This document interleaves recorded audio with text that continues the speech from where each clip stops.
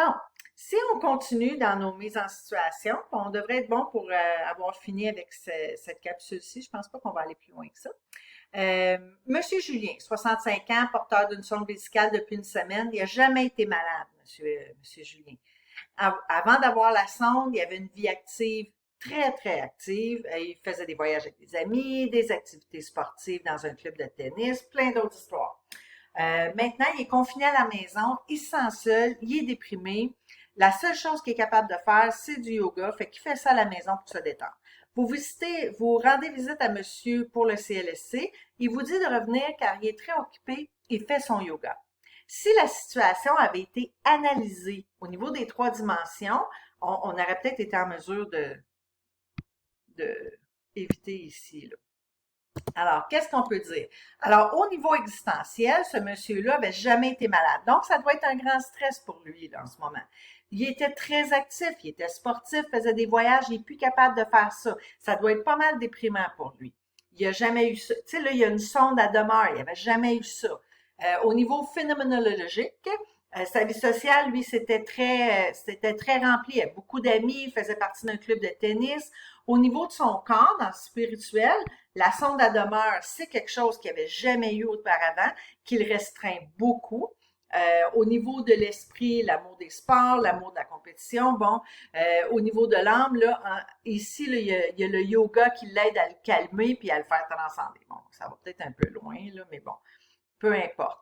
Il reste que qu'est-ce qu'on aurait pu faire dans cette situation-ci pour que ça soit plus vivable pour monsieur, pour que nos soins soient plus adéquats pour lui. Ben, je vous dirais là, que la première chose à faire, ça aurait été de prendre en considération que monsieur, là, il y a des grands changements dans sa vie en ce moment.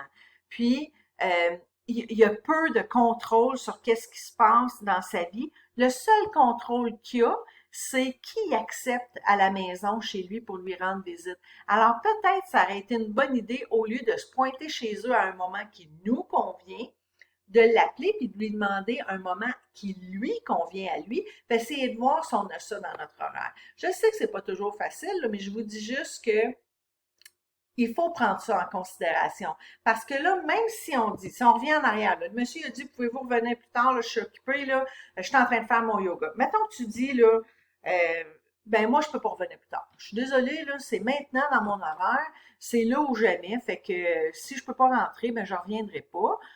Pensez-vous sérieusement que vous allez être en mesure de soigner ce monsieur-là adéquatement, de lui faire les enseignements que vous en veniez lui faire, d'essayer de promouvoir sa santé? Pensez-vous qu'il va être réceptif à ce moment-là, le monsieur? Puis la réponse est probablement non. Donc, la meilleure chose à faire, c'est peut-être de dire, écoutez, aujourd'hui, je peux pas revenir parce que mon horaire est trop chargé, mes rendez-vous étaient cédulés, puis j'ai pas d'autres moments où je peux venir aujourd'hui. Quand est-ce qu'on peut recéduler? À quel moment, vous, c'est mieux dans la journée pour que je vienne vous voir? Puis la prochaine fois, je viendrai à un moment qui est plus opportun. Fait que, tu sais, c'est pas grand-chose des fois, là, mais ça fait la job. Ensuite de ça, dans la théorie de Watson, on a parlé des trois dimensions, l'existentiel, phénoménologique, puis le spirituel. On a parlé des 10 caritas, mais il y a aussi 4 paradigmes. Elle aime bien ça, les chiffres. Fait que 4 paradigmes. L'environnement, la santé, les soins infirmiers, la personne. Puis, la définition de ça pour elle, c'est pas nécessairement la définition qu'on voit, nous, dans le modèle McGill. Alors, l'environnement, ça se ressemble assez, là. C'est le monde physique. Qu'est-ce qui nous entoure? Le matériel qu'on a pour soigner les gens. Puis, là, on ajoute le spirituel. Alors, ça vient dans l'environnement. Euh, pour Watson, la santé, oh là, ça se corse un petit peu. La santé pour elle, c'est l'harmonie du corps et de l'esprit, de l'âme. Si on a tout ça, on va arriver à l'auto-guérison. Pour elle, c'est ça la santé. Alors, si on est en mesure d'harmoniser le corps et l'esprit et l'âme, puis c'est là que les sentiments négatifs et les sentiments positifs viennent en ligne de jeu. Si on est en mesure d'harmoniser tout ça, on va être en mesure de guérir, de s'auto-guérir. Bon, je sais pas quoi dire par rapport à ça. Je vous dirais que je pense, puis là, c'est bien personnel à moi, là, mais je pense que la façon dont on perçoit les choses, la façon dont on perçoit ce qui nous arrive, a un impact sur qu'est-ce qui va arriver dans le futur. Je m'explique. Les gens qui voient les choses de façon positive, qui voient le verre à moitié plein plutôt que de voir le verre à moitié vide, ont tendance à mieux s'en sortir que celles qui voient que le négatif et qui voient le verre à moitié vide. Donc, c'est peut-être dans cette optique-là que Dr. Watson parle d'auto-guérison. Je pense pas, je connais pas assez le modèle Caring pour dire, mais je pense pas qu'elle veut dire que on a la capacité de se guérir de l'intérieur, tu sais, juste en pensant, là. Je pense pas que ça va jusque-là, mais il reste que plus on est en harmonie, plus on est relax, plus on est positif, plus on a plus on a de possibilités d'être bien et de guérir. Je pense que c'est ça qu'elle veut dire. Les soins infirmiers, pour elle, c'est un partenariat entre l'infirmière et le client. Hey, on n'a-tu pas déjà entendu ça dans le modèle McGill, hein? C'est quelque chose qu'on connaît. Donc, plus le partenariat est élevé, elle apprend ça une coche plus loin, là.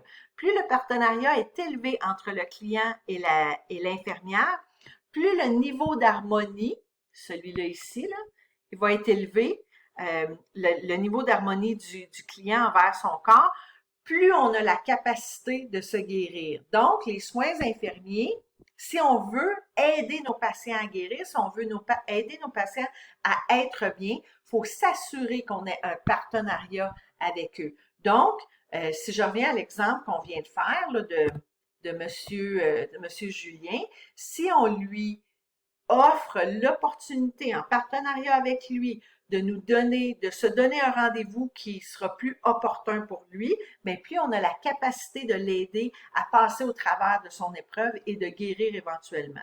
C'est ça qu'a dit Dr. Watson. Puis la personne, c'est pas juste Monsieur Julien qui a une sonde puis qui est pris chez lui puis qui avait jamais été malade, mais c'est Monsieur Julien et tous ses besoins qu'il a à satisfaire, son besoin d'exercice, son besoin d'avoir des contacts sociaux avec ses amis, son besoin de voyager, c'est tous ses besoins, c'est ça la personne pour Dr. Watson. Alors, dans la pratique, on l'est tous un peu caring. On est tous, si on fait attention un peu, on a tous l'opportunité de devenir une infirmière qui sera une infirmière caring. Je pense pas que on peut être caring à 100%, comme je pense pas qu'on peut appliquer le modèle McGill à 100%. Mais je pense que, puis on peut pas l'appliquer tout le temps. Mais si on est capable de l'appliquer une fois de temps en temps, si on est capable de l'appliquer dans certaines situations, là je parle du caring, bien peut-être qu'on deviendrait des meilleures infirmières. Si on est capable de prendre en considération que notre patient a des expériences vécues, que notre patient, c'est pas juste Monsieur Julien avec sa sonde, ben peut-être qu'on va devenir une meilleure soignante pour nos patients.